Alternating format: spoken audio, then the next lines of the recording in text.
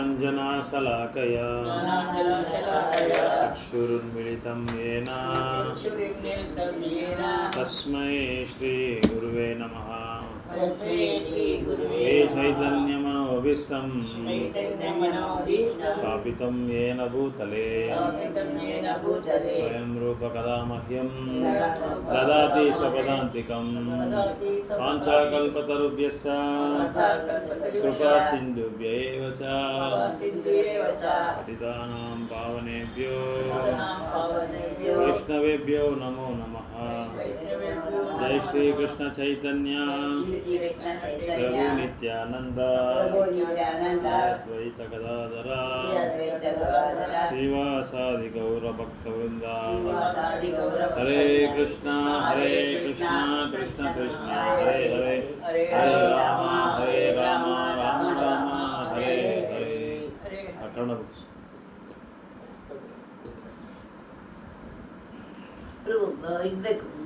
ಏನು ಬೇಡ ಬೇಡ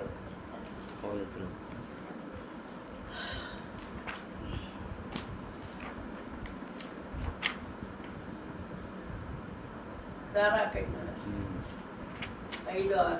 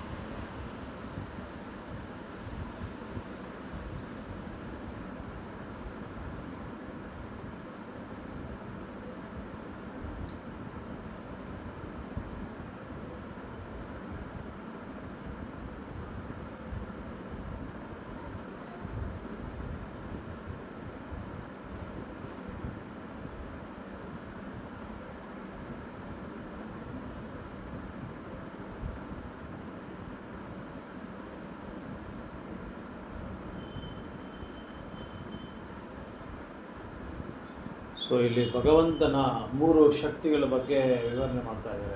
ಅಂತರಂಗ ಶಕ್ತಿ, ಬಹಿರಂಗ ಶಕ್ತಿ, ತಟಸ್ಥ ಶಕ್ತಿ ಅಂತ 3 ಶಕ್ತಿಗಳಿದೆ. ಈ ಅಂತರಂಗ ಶಕ್ತಿ ಒಂದು ಭಗವಂತನ ಸಂತೋಷ ಮತ್ತು ವಿಕಾಸವನ್ನು ಕೊಡೋದು ಅಂತರಂಗ ಶಕ್ತಿ. ಬಹಿರಂಗ ಶಕ್ತಿ ಭಗವಂತನಿಂದ ಬೇರೆ ಬಂದಿರೋ ಒಂದು ಶಕ್ತಿ ಇದು.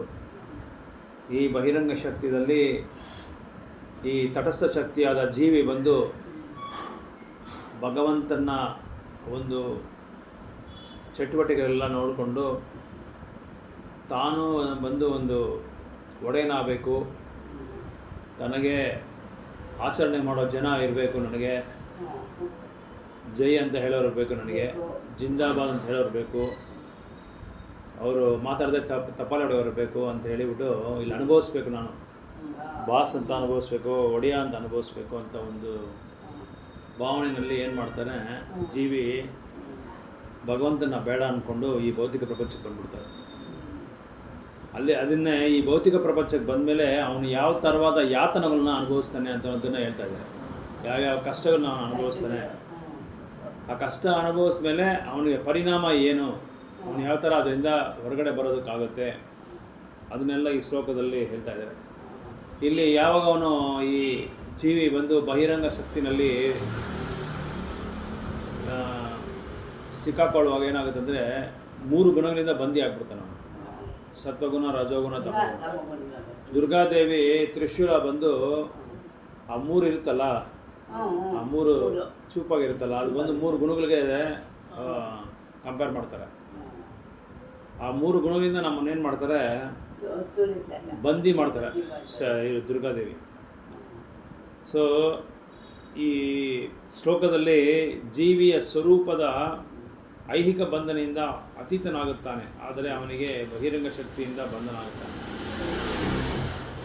ಆದ್ದರಿಂದಲೇ ಅವನು ತಾನು ಭೌತಿಕ ಉತ್ಪನ್ನವೆಂದು ಭಾವಿಸುತ್ತಾನೆ ಮತ್ತು ಈ ಅಪವಿತ್ರ ಸಂಪರ್ಕದಿಂದಾಗಿ ಪರಿಶುದ್ಧ ಆಧ್ಯಾತ್ಮಿಕ ಜೀವಿಯ ಲೌಕಿಕ ಪ್ರಕೃತಿಯ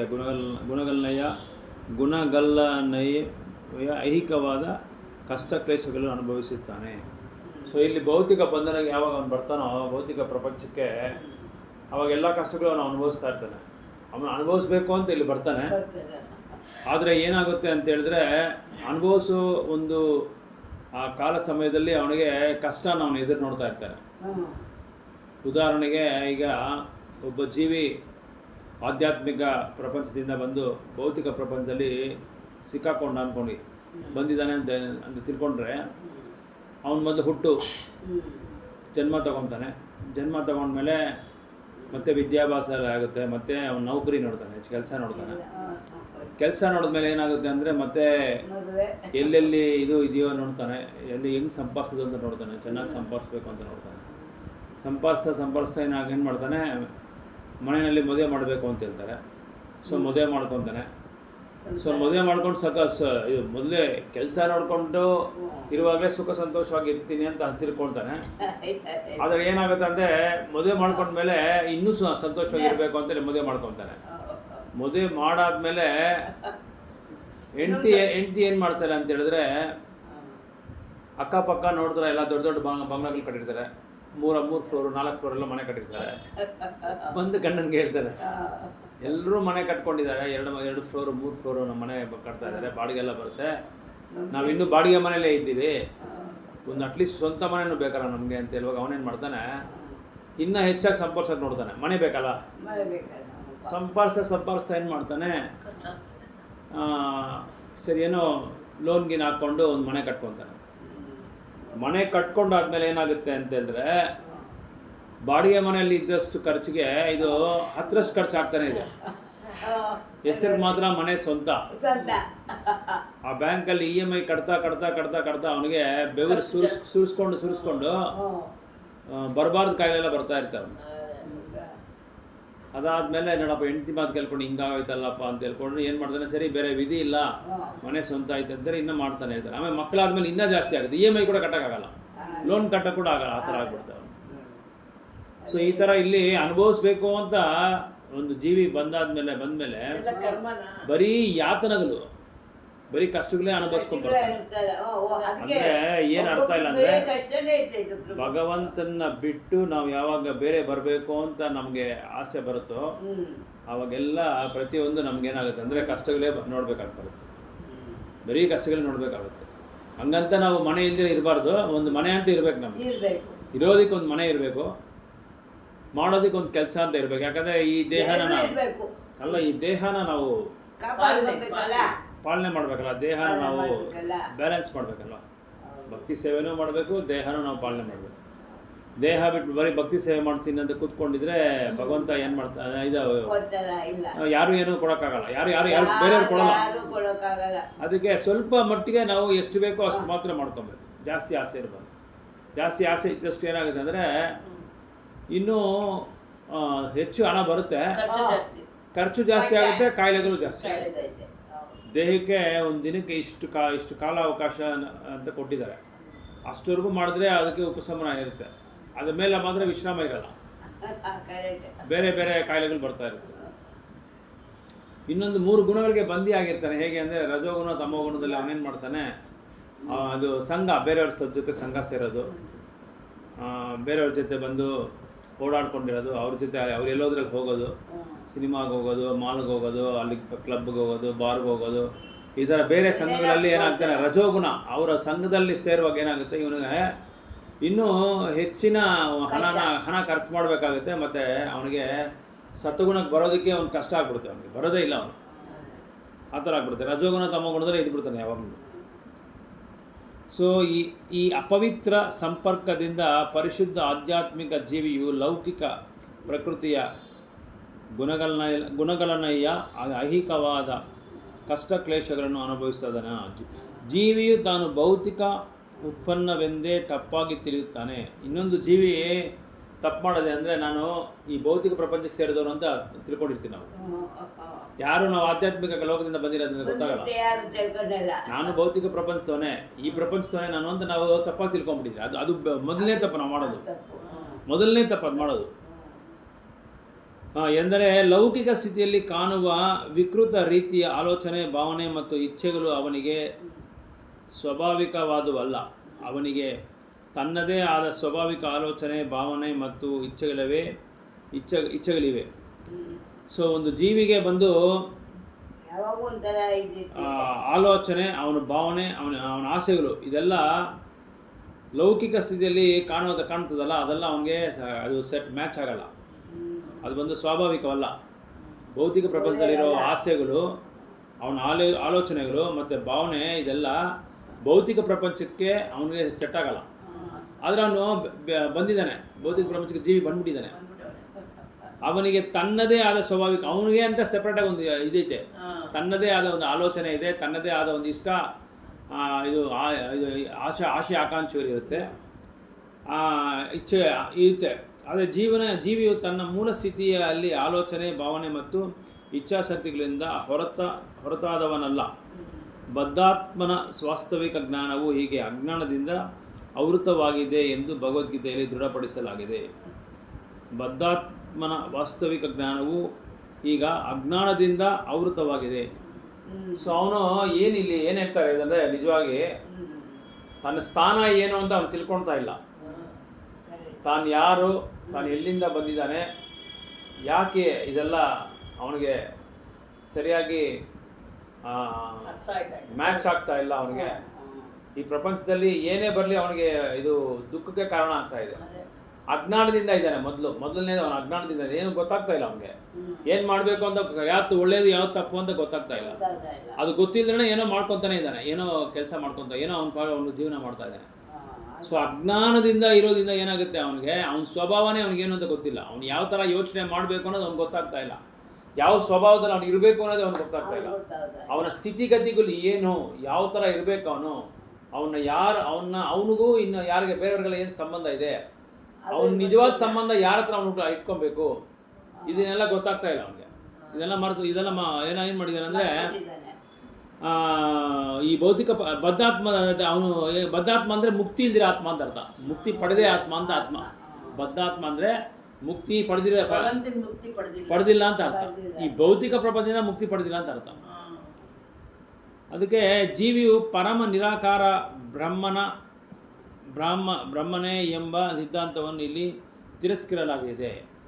ಕೆಲವರು ಏನು ಮಾಡ್ತಾರೆ ಅಂದರೆ, ನಾನು ಆಧ್ಯಾತ್ಮಿಕ ಭಕ್ತಿ ಸೇವೆ ಮಾಡ್ತೀನಿ ಅಂತ ಹೇಳ್ಬಿಟ್ಟು ಅವನ ಗುರಿ ಏನಿರುತ್ತೆ ಅಂದರೆ, ನಾನು ಬ್ರಹ್ಮನ ಹತ್ರ ಹೋಗಿ ಒಂದಾಗ್ತೀನಿ ಅಂದರೆ ಭಗವಂತನ ಹತ್ರ ಹೋಗಿ ಒಂದಾಗ್ತೀನಿ ಅಂತ ಅರ್ಥ. ಭಗವಂತ ಇಲ್ಲಿದ್ದಾರೆ, ಈಗ ಜೀವಿ ಇಲ್ಲಿದ್ದಾನೆ ಭೌತಿಕ ಪ್ರಪಂಚದಲ್ಲಿ. ಏನೋ ಒಂದು ಅಭ್ಯಾಸ ಮಾಡಿಕೊಂಡು ಅವನೇನು ಮಾಡ್ತಾನೆ, ನಾನು ದೇವರ ಹತ್ರ ಒಂದಾಗ್ಬಿಡ್ತೀನಿ ಅಂತ ಹೇಳ್ತಾನೆ. ಅದೇ ಹೆಂಗೆ ಒಂದಾಗಕ್ಕಾಗತ್ತೆ? ಆಗಲ್ಲ. ಅದೇ ಇಲ್ಲಿ ಹೇಳ್ತಾರೆ, ಒಂದಾಗಬೇಕು ಅಂತ ಬರ್ತಾನೆ. ಅದನ್ನು ಖಂಡನೆ ಮಾಡ್ತಾರೆ. ಭಾಗವತ ಬಂದು ಅದನ್ನು ಖಂಡನೆ ಮಾಡ್ತಾರೆ. ಆ ಥರ ಒಂದು ಆಸೆ ಇಟ್ಕೋಬಾರ್ದು, ಆ ಥರ ಒಂದು ಪದ್ಧತಿನ ನೀನು ಫಾಲೋ ಮಾಡಬಾರ್ದು ಅಂತ ಹೇಳ್ತಾ ಇದ್ದಾರೆ. ಆ ಥರ ಒಂದು ಪ್ರಾಸೆಸ್, ಪದ್ಧತಿ ಆ ಪದ್ಧತಿಯನ್ನು ನೀನು ಫಾಲೋ ಮಾಡಬೇಡ ಅಂತ ಹೇಳ್ತಾರೆ. ಜೀವಿಯು ಪರಮ ನಿರಾಕಾರ ಬ್ರಹ್ಮನ ಎಂಬ ಸಿದ್ಧಾಂತವನ್ನು ಇಲ್ಲಿ ತಿರಸ್ಕರಿಸಲಾಗಿದೆ. ಇದು ಸಾಧ್ಯವೂ ಆಗಿರಲಾರದು. ಏಕೆಂದರೆ ತನ್ನ ಮೂಲ ಬದ್ಧರಹಿತ ಸ್ಥಿತಿಯಲ್ಲಿ ಅವನಿಗೆ ತನ್ನದೇ ಆದ ಚಿಂತನೆ ಮಾರ್ಗವಿದೆ. ಅವನಿಗೆ ಅಂತ ಒಂದು ಮಾರ್ಗ ಇದೆ.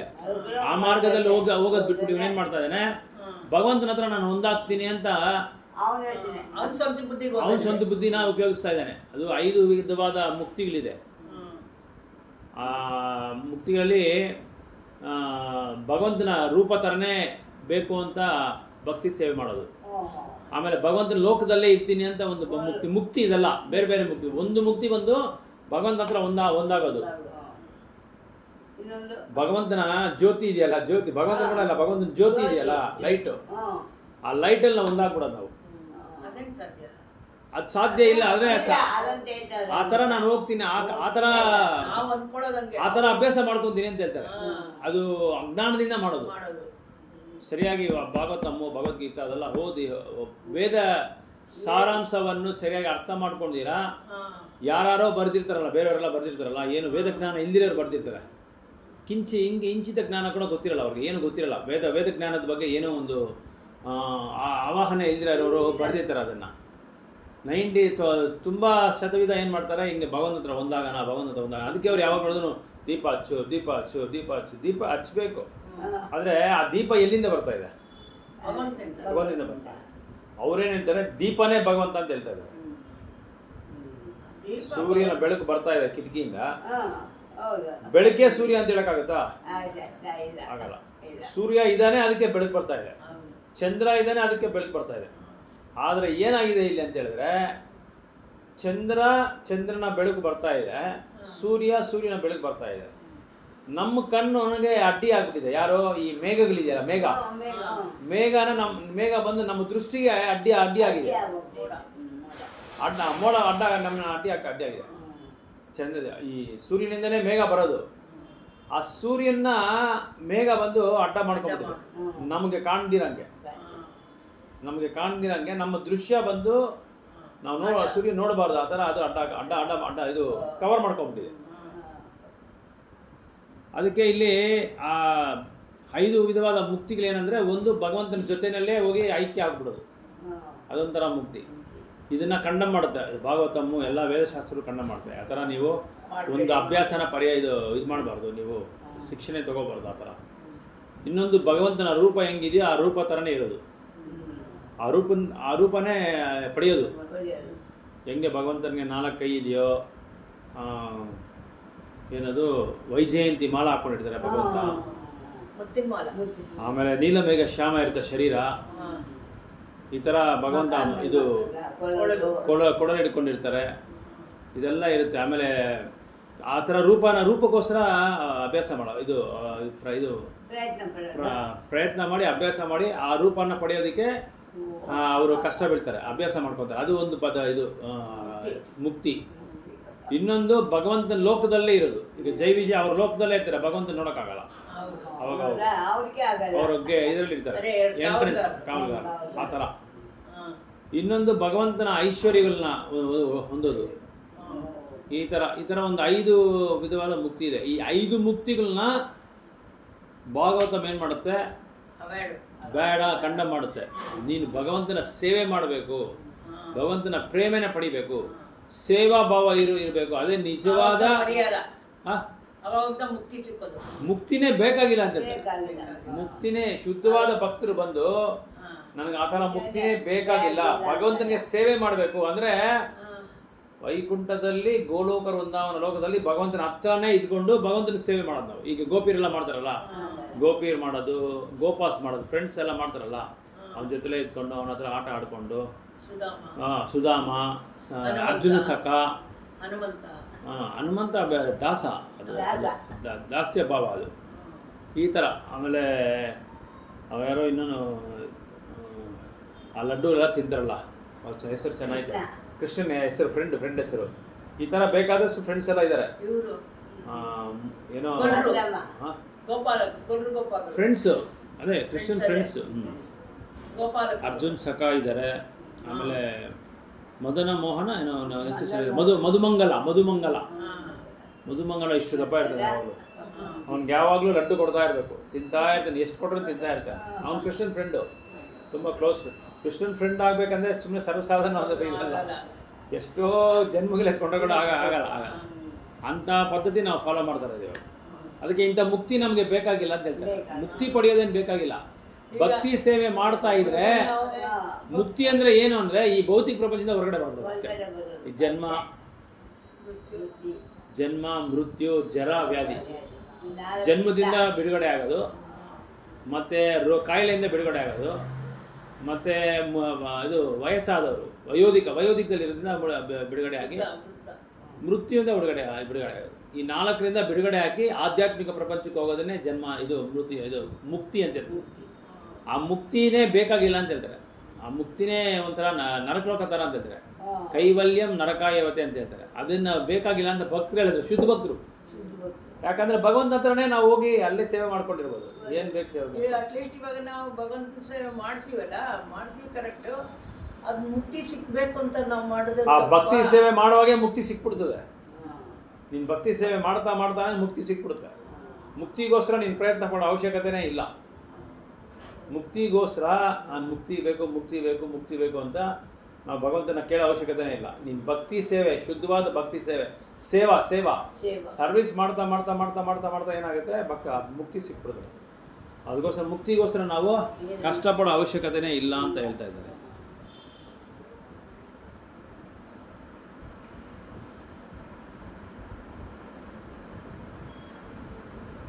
ಸೊ ನಮ್ಮ ಒಂದು ಸ್ಥಿತಿಗತಿ ಏನು ಅಂತ ಹೇಳಿದ್ರೆ ಭಗವಂತನಿಗೆ ದಾಸನಾಗಿರೋದು.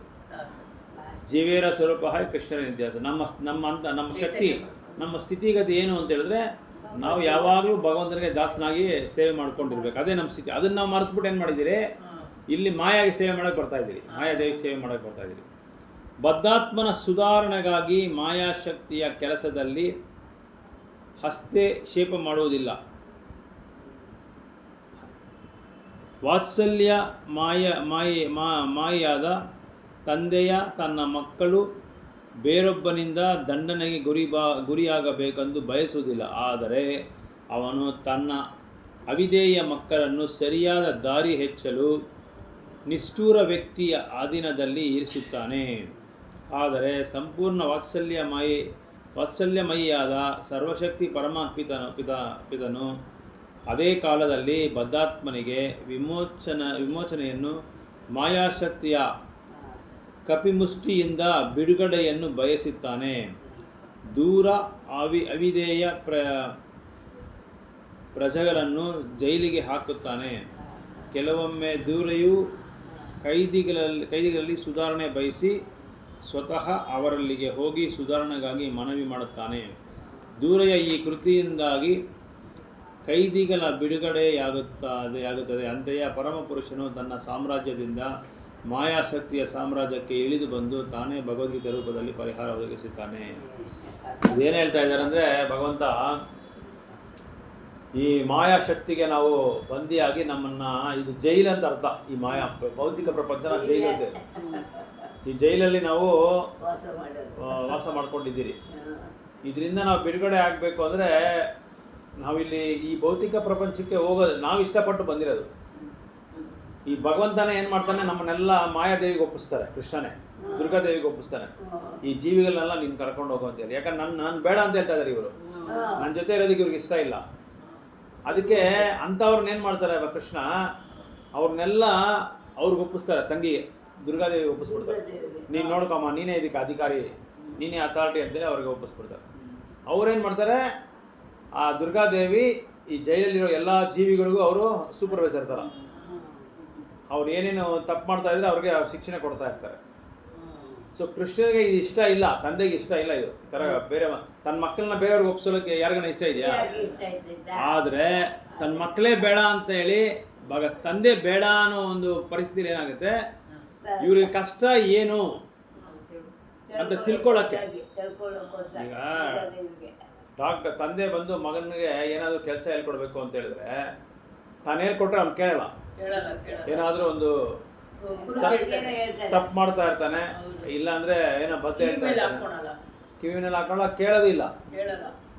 ಸರಿಯಾಗಿ ಅದನ್ನು ಒಬಿಡಿಯೆಂಟ್ ಆಗಿ ಫಾಲೋ ಮಾಡಲ್ಲ, ಶ್ರದ್ಧೆಯಾಗಿ ಕೇಳ್ಕೊಳ್ಳಲ್ಲ. ಅದಕ್ಕೇನು ಮಾಡ್ತಾನೆ, ನನ್ನ ಹತ್ರ ಹಾಕಿದ್ರೆ ನಿನ್ನ ಶ್ರದ್ಧೆಯಾಗಿರಲ್ಲ, ಅದಕ್ಕೆ ನಾನು ಏನು ಮಾಡ್ತೀನಿ, ಇನ್ನೊಬ್ಬರ ಹತ್ರ ನಾನು ನಿನ್ನ ಶಿಕ್ಷಣ ತಗೋತೀನಿ, ಬೇರೆಯವ್ರದ್ದು. ಅಲ್ಲೇನು ಭಾಳ ಬಿಚ್ಚಕ್ಕಾಗಲ್ಲ.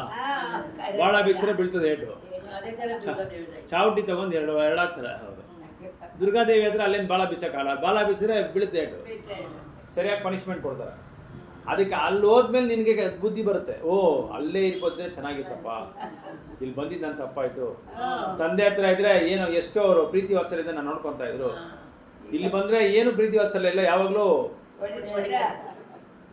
ಏನೋ ಇದು ತರಕಾರಿನ ನಾವು ಫ್ರೈ ಮಾಡ್ತೀವಿ ನೋಡಿ, ಫ್ರೈ ಮಾಡ್ತಾ ಇರ್ತಾರೆ. ಯಾವಾಗಲೂ ರವೆ ಹುರಿದಾಕ್ಬಿಡ್ತಾರೆ ನನ್ನ ಅಂತ ಹೇಳ್ಬಿಟ್ಟು. ಅವನೇನು ಆ ಥರ ತಿಳ್ಕೊಂಡು ನನಗೆ ಇಲ್ಲಿ ಬೇಡ, ನನ್ನ ತಂದೆ ಹತ್ರನೇ ಓದ್ತೀನಿ ಅಂತ ಯಾರು ತಿಳ್ಕೊತಾರೋ ಅಂಥವ್ರಿಗೆ ಭಗವಂತ ಏನು ಮಾಡ್ತಾನೆ, ಇಂಥ ಭಗವದ್ಗೀತೆ ಕೊಡ್ತಾರೆ.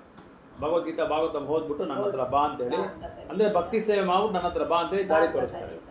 ಹೇಗೆ ಒಂದು ರಾಜ್ಯದಲ್ಲಿ ಒಬ್ಬ ಕೈದಿ ಬಂದು ತಾನು ಮಾಡಿದ ತಪ್ಪನ್ನ ತಿಳ್ಕೊಂಡು ಕ್ಷಮಾಪಣೆ ಕೇಳಿ, ನನಗಿಲ್ಲಿ ಜೈಲಲ್ಲಿ ನನಗೆ ಇಷ್ಟ ಇಲ್ಲ ಇರೋದಕ್ಕೆ, ನಾನು ಬಂದು ಈಗ ನಾನು ತಿದ್ಕೊಂಬಿಟ್ಟೆ, ನಾನು ಇನ್ಮೇಲೆ ಕರೆಕ್ಟಾಗಿ ಇರ್ತೀನಿ ಅಂತ ಅವನು ವಾಗ್ದಾನ ಕೊಡ್ತಾನೋ ಅಂಥವ್ರಿಗೆ ರಾಜ ಏನು ಮಾಡ್ತಾನೆ, ತಾನೇ ಬರ್ತಾನೆ ಜೈಲಿಗೆ ಬಂದು ನೋಡಿ ಅವನ ಪರಿಶೀಲನೆ ಮಾಡಿ ಅವನು ಯಾವ ಥರ ಇದ್ದಾನೆ, ಏನು ಮಾಡ್ತಾನೆ, ಅವನ ಇದು ನಡವಳಿಕೆ ಏನು, ಅವನ ಆ್ಯಕ್ಟಿವಿಟೀಸ್ ಏನು, ಇದೆಲ್ಲ ನೋಡಿಕೊಂಡು ಅವನ್ನೇನು ಮಾಡ್ತಾನೆ, ಜೈಲಿಂದ ಅವ್ನು ಬಿಡುಗಡೆ ಮಾಡಪ್ಪ, ಅವ್ನು ಪರವಾಗಿಲ್ಲ, ಇವನೀಗ ತಿದ್ಕೊಂಬಿಟ್ಟಿದ್ದಾನೆ, ರಿಫಾರ್ಮ್ ಆಗಿದ್ದಾನೆ, ಇವನಲ್ಲಿ ಒಂದು ಇದು ಚೇಂಜಸ್ ಬಂದಿದೆ, ಇವನ ಹತ್ರ ಒಂದು ಮಾರ್ಪು, ಅಂದರೆ ಇದು ಬದಲಾವಣೆ ಬಂದಿದೆ. ಹಿಂದೆ ಥರ ಅಲ್ಲ ಇವನು ಇವಾಗ.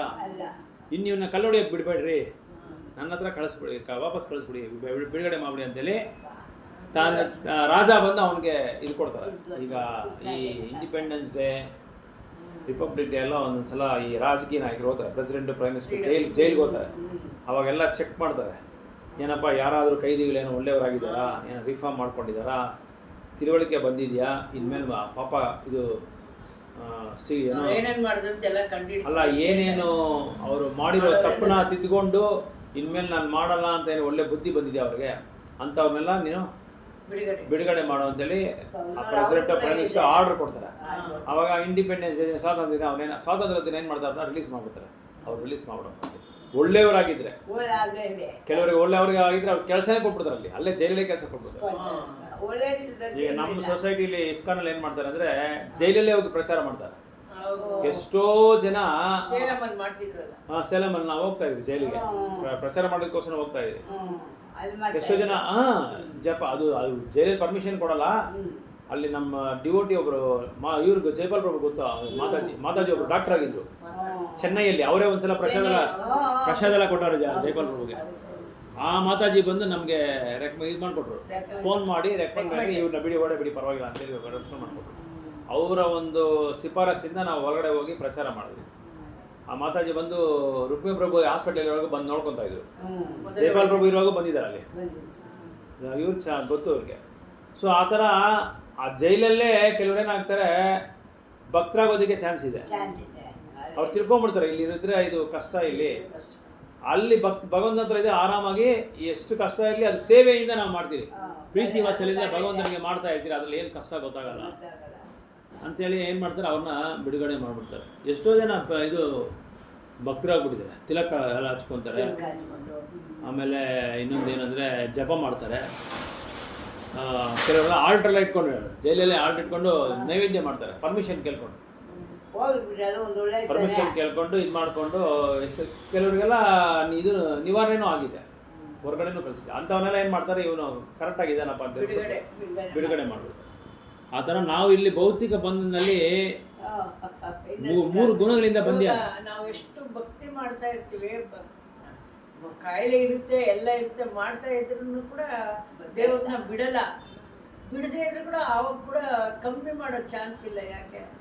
ಕರ್ಮ ಮಾಡಿದ ಕರ್ಮ, ನಾವು ಹಿಂದಿನ ಜನ್ಮದಿಂದ ಮಾಡಿದ ಕರ್ಮನೇ ನಮಗೆ ಕಾಯಿಲೆ ಆಗಿ ಬರೋದು. ಹಿಂದಿನ ಜನ್ಮದಲ್ಲಿ ನಾವು ಮಾಡಿರ್ತೀರಲ್ಲ ಕರ್ಮ, ಆ ಕರ್ಮನೇ ನಮಗೆ ಕಾಯಿಲೆ ಆಗಿ ಬಂದು ಭಗವಂತ ಬಂದು ಈ ಕಾಯಿಲೆ ನೀನು ಅನುಭವ ಇನ್ನೂ ಜಾಸ್ತಿ ಅನುಭವಿಸ್ಬೇಕಾದ್ರೆ ಏನು ಮಾಡ್ತಾನೆ, ಭಕ್ತರಿಗೆ ಏನು ಮಾಡ್ತಾನೆ, ಅದನ್ನು ಕಡಿಮೆ ಮಾಡ್ತಾ ಇರ್ತಾನೆ. ಕಡಿಮೆ ಮಾಡಿ 100% ಬರೋ ನೋವನ್ನ 50% ಮಾಡ್ತಾರೆ ಭಕ್ತರಿಗೆ. ಅದೇ ಈಗ ಏನೋ ಒಂದು ಕಾಯಿಲೆ ಬರುತ್ತೆ, ಆ ಕಾಯಿಲೆಯಿಂದ ಒದ್ಲಾಡಿ ಮಲ್ಕೊಳಕ್ಕಾಗಲ್ಲ, ಕೆಳಗಡೆ ಬಿದ್ದು ಓಡಾಡಿ ಆ ಕಡೆ ಈ ಕಡೆ ಬಿದ್ದು ಹಿಡ್ಕೊಳಕ್ಕೆ ನಮ್ಮ ಕೈಲಿ ತಡೆಯೋಕ್ಕೆ ಆಗ್ತಾ ಇಲ್ಲ.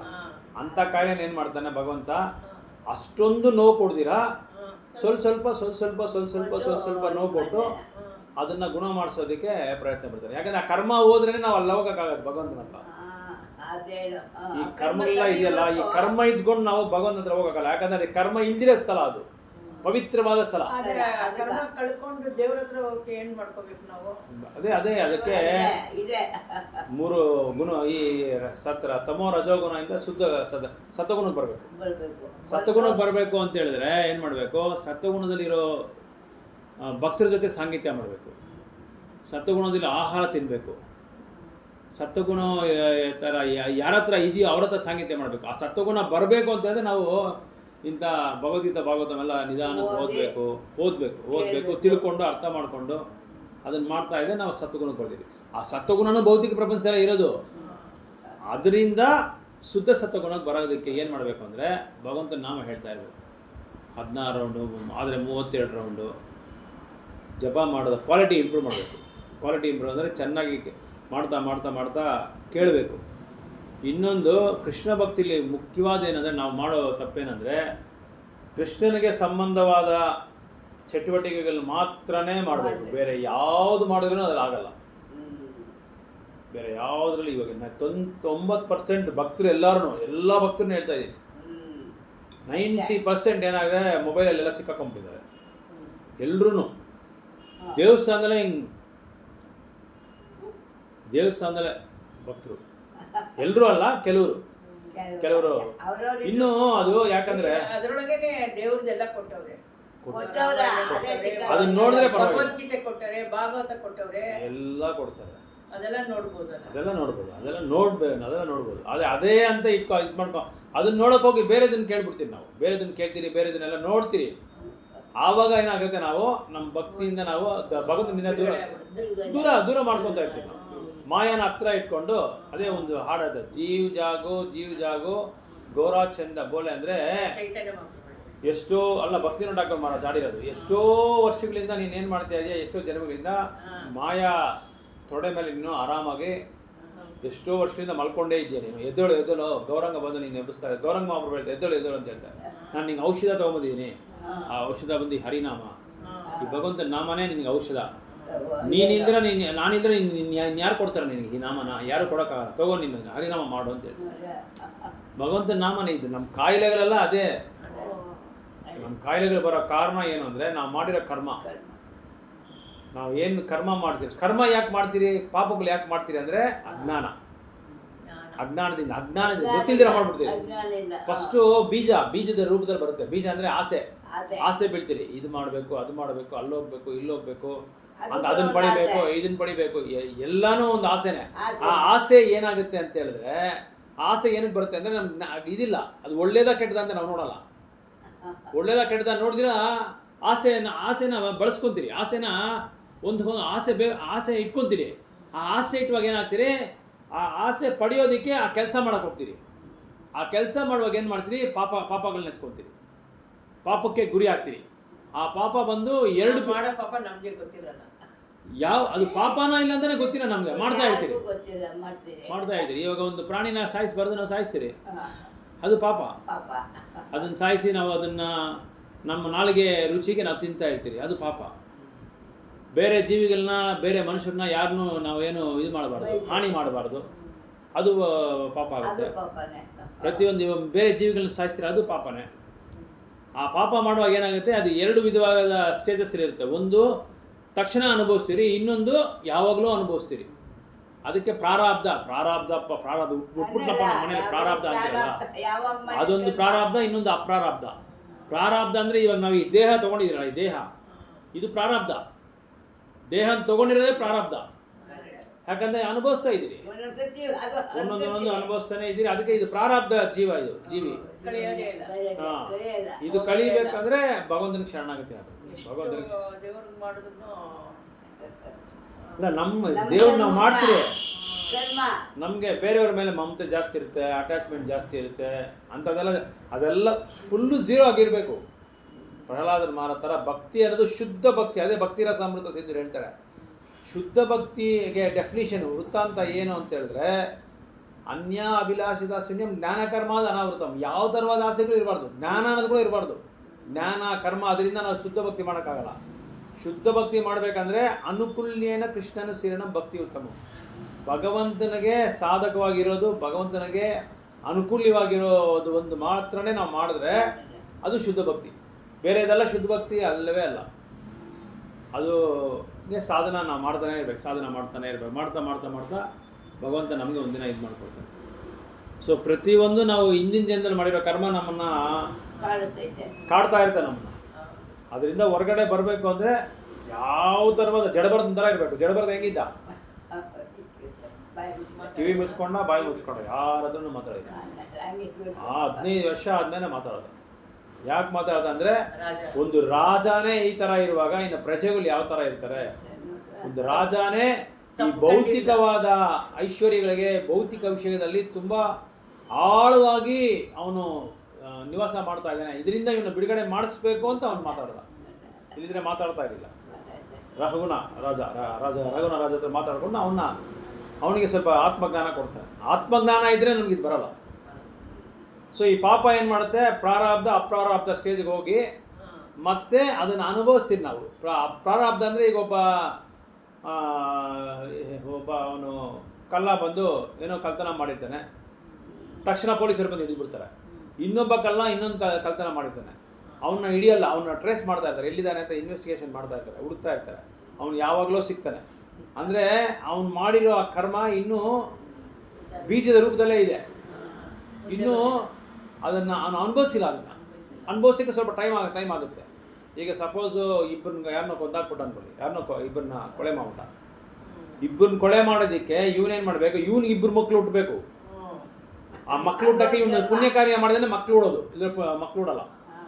ಮಕ್ಳು ಹುಡಕ್ಕೆ ಸ್ವಲ್ಪ ಕೆಲವು ಒಳ್ಳೆ ಕಾರ್ಯಗಳು ಮಾಡ್ದೇನೆ ಮಕ್ಳು ಹುಡೋದು. ಅದಕ್ಕೆ ಆ ಮಕ್ಳು ಹುಡೋದಕ್ಕೆ ಇವ್ನು ಸ್ವಲ್ಪ ಕಾಲಾವಕಾಶ ಬೇಕಲ್ಲ. ತಕ್ಷಣ ಬಾಂದ್ರೆ ಬಂದ್ಬಿಡುತ್ತೆ ಮಕ್ಕಳು. ಪಪ್ಸು ಏನೋ ಬೇಕ್ರಿ ಪಪ್ಸ ಕೇಕ ಬರೋದಕ್ಕೆ. ಅದಕ್ಕೆ ಸ್ವಲ್ಪ ಪುಣ್ಯ ಕಾರ್ಯಗಳು ಮಾಡಿದ್ರೆ ಅವ್ನಿಗೆ ಮಗು ಹುಟ್ಟುತ್ತೆ. ಆ ಮಗು ಹುಟ್ಟಾದ್ಮೇಲೆ ಇವನು ಮತ್ತೆ ಅದನ್ನು ಅನುಭವಿಸ್ತಾನೆ. ಆ 2 ಮಕ್ಕಳು ಇವನು ಸಾಯಿಸ್ತಾರೆ. ಈಗ ಈ ಭೌತಿಕ ಪ್ರಪಂಚದಲ್ಲಿ ಅವನು 4 ಕೊಲೆ ಮಾಡಿದ್ರೂ 5 ಕೊಲೆ ಮಾಡಿದ್ರೆ ಅವ್ನಿಗೆ ಒಂದೇ ಶಿಕ್ಷೆ ಅಲ್ಲ, ಒಂದೇ ಶಿಕ್ಷೆನೆ. ಆದರೆ ಭಗವಂತನ ಚಟ್ಟ ಅವನ ಕಾನೂನು ಹೆಂಗಿದೆ ಅಂತ, ಭಗವಂತನ ಕಾನೂನು, ನೀನು 4 ಸಲ ಕೊಲೆ ಮಾಡಿದ್ರೆ ನೀನು 4 ಸಲ ಜನ್ಮ ತಗೊಂಡು 4 ಸಲ ನೀನು ಕೊಲೆ ಆಗ್ತೀಯ. ಅದು ಭಗವಂತನ ಕಾನೂನು. ಅದು ಭೌತಿಕವಾದ ಸರ್ಕಾರದ ಕಾನೂನು ಹೆಂಗು ಅಂದರೆ, ನೀನು 5 ಜನನೂ ಸಾಯಿಸ್ಬಿಟ್ರೆ ನಿನ್ಗೆ ಒಂದೇ ಸಲ ನೀನು ಶಿಕ್ಷಣೆ ಕೊಡೋದು. ಆದರೆ ಇಲ್ಲಿ ಮತ್ತೆ ಜನ್ಮ ತಗೊಂಡು ನೀನು ಅದನ್ನೇ ಅನುಭವಿಸ್ಬೇಕು. ಈ ಕಾನೂನು ಭಗವಂತನ ಕಾನೂನು ಬಂದು ತುಂಬ ಕರೆಕ್ಟಾಗಿರುತ್ತೆ. ಒಂದೊಂದು ಹೆಜ್ಜೆಗೂ ಶಿಕ್ಷೆ ಇರುತ್ತೆ. ಇಲ್ಲಿ ತಪ್ಪಿಸ್ಕೊಂಡ್ಬಿಡ್ಬೋದು, ದುಡ್ಡು ಕೊಟ್ಟು ಕೂಡ ತಪ್ಪಿಸ್ಕೊಂಡ್ಬಿಡ್ಬೋದು, ಕೋಟ್ಯಾಂತರ ರೂಪಾಯಿ. ಅಲ್ಲಿ ಏನು ಮಾಡೋಕ್ಕಾಗಲ್ಲ. ಅಲ್ಲಿ ಭಕ್ತಿ ಸೇವೆ ಒಂದೇ. ಭಕ್ತಿ ಸೇವೆ ಮಾಡದೆ ನೀನು ತಪ್ಪಿಸ್ಕೋಬೋದು. ಭಕ್ತಿ ಸೇವೆ ಮಾಡಿ ಮತ್ತೆ ನೀನು ಅದನ್ನು ರಿಪೀಟ್ ಮಾಡಬಾರ್ದು. ಆವಾಗ ಕ್ಲೇಶಾಗ್ನಿ, ಸುಬಧ ಇದೆಲ್ಲ ಇದೆ. 6 ಕ್ಯಾರೆಕ್ಟರಿಸ್ಟಿಕ್ಸ್ ಇದೆ ಭಕ್ತಿನಲ್ಲಿ. ಅದೆಲ್ಲ ಆಗ್ಬಿಡುತ್ತೆ, ಅದೆಲ್ಲ ಬಂದ್ಬಿಡುತ್ತೆ. ಕ್ಲೇಶಾಗ್ನಿ ಅಂದರೆ ನಾವು ಯಾವ ದುಃಖಕ್ಕೆ ಕಾರಣ ಆಗಲ್ಲ, ದುಃಖದಿಂದ ನಾವು ಹೊರಗಡೆ ಬಂದ್ಬಿಡ್ತೀವಿ. ಸೊ ಇದು. ಆಮೇಲೆ ಇನ್ನೊಂದೇನೆಂದರೆ ಸುಭದ್ರ ಅಂದರೆ ಎಲ್ಲ ಮಂಗಲಕರವಾದ ಒಂದು ವಿಷಯಗಳು ನಮಗೆ ಆಗ್ತಾ ಇರುತ್ತೆ ಭಕ್ತಿ ಸೇವೆ ಮಾಡೋದ್ರಿಂದ. ಆಮೇಲೆ ಮುಕ್ತಿ ಪಡೆದು ಬಿಡ್ತೀರಿ. ಚಂದಾನಂದ ವಿಶೇಷಾತ್ಮ. ಆಮೇಲೆ ಮುಕ್ತಿ ಏನೋ ಕ್ಲೇಶಾಗ್ನಿ ಅಂದರೆ ಕ್ಲೇಶಗಳಿಂದ ದೂರ ಆಗ್ಬಿಡ್ತೀರಿ. ಆಧ್ಯಾತ್ಮಿಕ, ಅಧಿಭೌತಿಕ, ಅಧಿದೈವಿಕ ಭಕ್ತಿ ಸೇವೆ ಮಾಡೋದ್ರಿಂದ. ಆಮೇಲೆ ಇನ್ನೊಂದು ನೆಕ್ಸ್ಟ್ ಸೆಕೆಂಡ್ ಹೇಳಿದ್ರು ಸುಭದ್ರ. ಎಲ್ಲ ಮಂಗಲಕರವಾದ ವಿಷಯಗಳು ನಡೀತಾ ಇರುತ್ತೆ. ಎಲ್ಲ ಕಡೆ ಮಂಗಳವಾರ, ಯಾವುದು ಅಮಂಗಲನೇ ಆಗಲ್ಲ, ಎಲ್ಲ ಒಳ್ಳೇದು ನಡೀತಾ ಇರುತ್ತೆ. ಇನ್ನೊಂದು 3ನೇದೇನೆಂದರೆ ಇದು ಏನಪ್ಪ ಅದು, ಬಹುನಾಂ ಜನ್ಮನಾಮಂತೆ ಜ್ಞಾನವಾನ್ ಮಾಪದಂತೆ ವಾಸುದೇವ. ಸುದುರ್ಲಭ ಅಂದರೆ ಇಂಥ ಭಕ್ತಿ ಸೇವೆ ಮಾಡೋದ್ರಿಂದ ನಾವು ಹೊಂದಕ್ಕೆ ಆಗದೆ ಇರೋರು ಕೂಡ ಹೊಂದ್ಬಿಡ್ತೀವಿ ನಾವು. ರೇರು, ತುಂಬ ಯಾವುದು ನಮಗೆ ಸಿಗೋದೇ ಇಲ್ಲ ಅಂಥದ್ದು ಸಿಕ್ಬಿಡ್ತದೆ, ಅಂತ ಸಿಗುತ್ತೆ. ಇನ್ನೊಂದು ಮುಕ್ತಿ ಸರಳವಾಗಿ ಮುಕ್ತಿ ಸಿಕ್ಬಿಡ್ತದೆ. ಇನ್ನೊಂದು ಎಲ್ಲಿಲ್ದಿರೋ ಆನಂದ ಬಂದ್ಬಿಡುತ್ತೆ ನಮಗೆ ಭಕ್ತಿ ಸೇವೆ ಮಾಡೋದ್ರಿಂದ. 6ನೇದು ಕೃಷ್ಣನಿಗೆ ಆಕರ್ಷಣೆ ಆಗ್ಬಿಡ್ತೀವಿ. ಶ್ರೀಕೃಷ್ಣ ಆಕರ್ಷಣೆ. ಭಕ್ತಿ ಸೇವೆ ಮಾಡೋದ್ರಿಂದ ಇಷ್ಟು ಲಾಭಗಳು ನಮಗಿದೆ. ಅದರಿಂದ ಇದೆಲ್ಲ ಕಾರಣ ಭಕ್ತಿ ಸೇವೆ ಮಾಡೋದೇ ಬರುತ್ತೆ. ಶುದ್ಧ ಭಕ್ತಿ ಸೇವೆ ಮಾಡಿದ್ರೆ ಖಂಡಿತ ಬರುತ್ತೆ. ಬರ್ತಾ ಇದೆ. ಎಷ್ಟೋ ಜನ ಮಾಡ್ತಾ ಇದ್ದಾರಲ್ಲ, ಎಲ್ಲ ಚೆನ್ನಾಗಿ ಇದೆಲ್ಲ ಓದ್ಕೊಂಡು ತಿಳ್ಕೊಂಡು ಅರ್ಥ ಮಾಡ್ಕೊಂಡು ಅದನ್ನು ಏನು ಮಾಡ್ತಾರೆ, ಅವ್ರ ಲೈಫಲ್ಲಿ ಅದನ್ನು ತೊಗೊಂಬರ್ತಾರೆ, ಅಪ್ಲೈ ಮಾಡ್ತಾರೆ ಅವರು. ಆವಾಗ ನಮಗೆ ಬರುತ್ತೆ ಇದು. ಸೊ ದೇವತೆಗಳ ನಿಯಂತ್ರಣ ಶಕ್ತಿಯ ಸಂಬಂಧದಲ್ಲಿ ಮಹಾಶಕ್ತಿಯ ವಹಿಸುವ ಸ್ವಯಂ ಮಲ್ವಿಚಾರಣೆಯನ್ನು ವೇದಗಳು ಕೇನೋಪರಿಗೆ ದೃಢಪಡಿಸಲಾಗಿದೆ. ಇಲ್ಲಿಯೂ ಜೀವಿಯನ್ನು ಬಹಿರಂಗ ಶಕ್ತಿಯು ಸ್ವಯಂ ನಿಯಂತ್ರಿಸುತ್ತದೆ ಎಂದು ಸ್ಪಷ್ಟಪಡಿಸಲಾಗಿದೆ. ಹೀಗೆ ಬಹಿರಂಗ ಶಕ್ತಿಯ ನಿಯಂತ್ರಣಕ್ಕೊಳಗಾದ ಜೀವಿಯು ಭಿನ್ನವಾದ ಸನ್ನಿವೇಶದಲ್ಲಿದ್ದಾನೆ. ಈ ಬಹಿರಂಗ ಶಕ್ತಿಯು ದೈವೋತ್ತಮ ಪರಮಪುರುಷನ ಅಥವಾ ಪರಿಪೂರ್ಣನ ಎದುರು ನಿಕೃಷ್ಟನಾದಲ್ಲಿದೆ. ಇದು ಭಾಗವತದ ಈ ಹೇಳಿಕೆಯದ ಸ್ಪಷ್ಟವಾಗಿದೆ. ಪರಿಪೂರ್ಣವನ್ನು ಅಥವಾ ಭಗವಂತನನ್ನು ಮಾಯಾಶಕ್ತಿಯ ಸಂಪರ್ಕಿಸಲಾರದು. ಜೀವಿಗಳ ಮೇಲೆ ಮಾತ್ರ ಮಾಯ ತನ್ನ ಪ್ರಭಾವ ಬೀರಬಹುದು. ಆದ್ದರಿಂದ ಪರಮಪುರುಷನು ಮಾಯಾಶಕ್ತಿಯಿಂದ ಭ್ರಮಿತನಾಗಿ ಜೀವಿಯಾಗಿದ್ದಾನೆ ಎಂಬುದು ಕೇವಲ ಊಹಾಪೋಹ. ಜೀವಿ ಮತ್ತು ಭಗವಂತ ಒಂದೇ ವರ್ಗದವರಾಗಿದ್ದರೂ ಹಾಗೆ ಅದನ್ನು ಕಾಣುವುದು ವೇದವ್ಯಾಸರಿಗೆ ಸಾಧ್ಯವಾಗುತ್ತಿತ್ತು ಮತ್ತು ಭ್ರಮಿತ ಜೀವಿಗೆ ಲೌಕಿಕ ಕ್ಲಿಷ್ಟ ಕ್ಲೇಶಗಳನ್ನು ಪ್ರಶ್ನೆಯೇ ಇರುತ್ತಿರಲಿಲ್ಲ. ಯಾಕಂದರೆ ಭಗವಂತನು ಪರಿಪೂರ್ಣ ಪ್ರಜ್ಞನು. ಹೀಗೆ ಭಗವಂತ ಮತ್ತು ಜೀವಿಯನ್ನು ಒಂದೇ ವರ್ಗದಲ್ಲಿ ಸೇರಿಸಲು ಪ್ರಯತ್ನಿಸುವ ಅದ್ವೈತವಾದಿಗಳ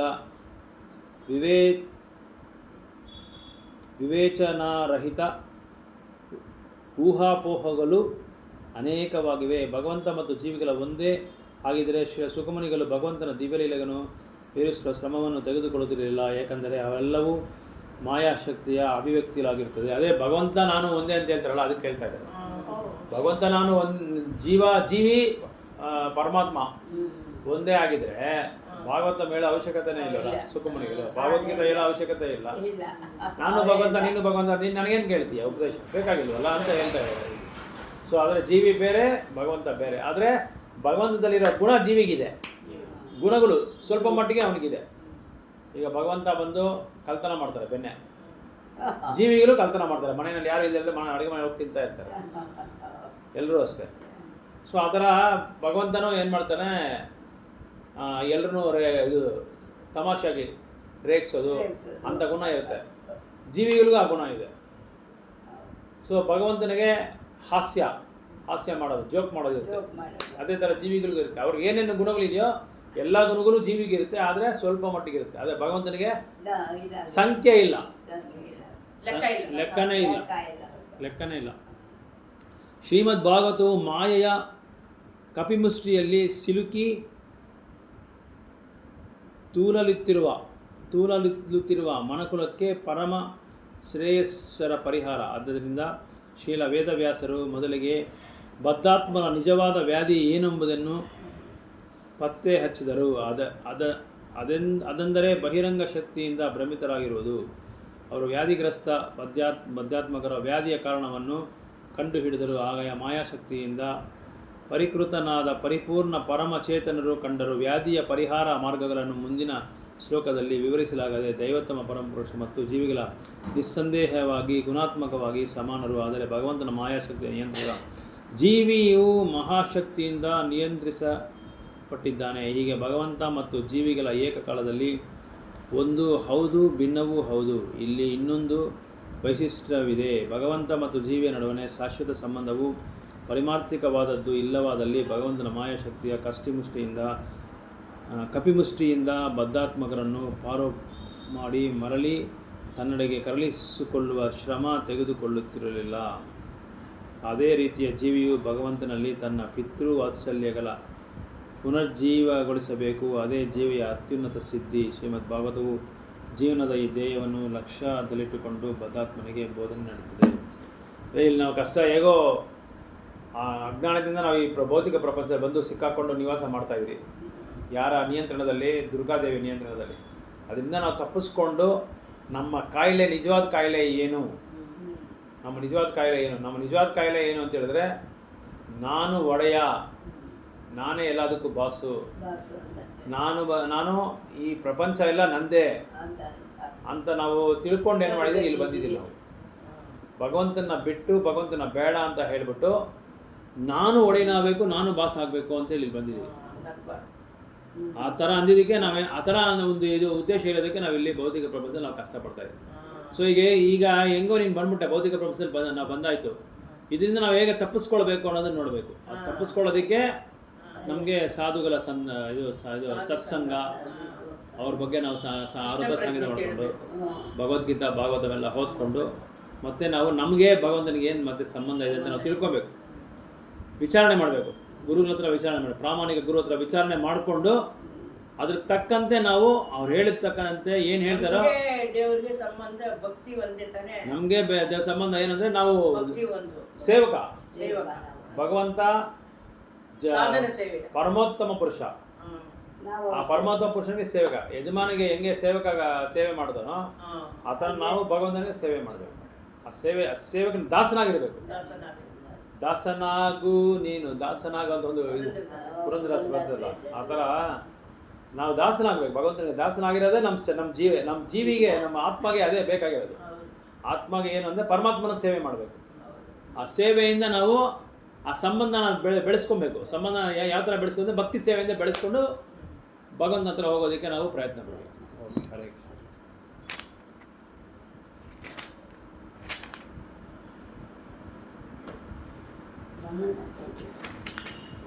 ಜೈ ಶ್ರೀ ಕೃಷ್ಣ ಚೈತನ್ಯ ಪ್ರಭು ನಿತ್ಯಾನಂದ.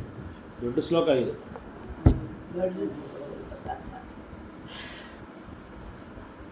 ಆದರೆ ಎಲ್ಲ ಸಾರ ಈ ಒಂದು ಶ್ಲೋಕದಲ್ಲಿ ಎಲ್ಲ ಪೂರ್ತಿ ಕೊಟ್ಟು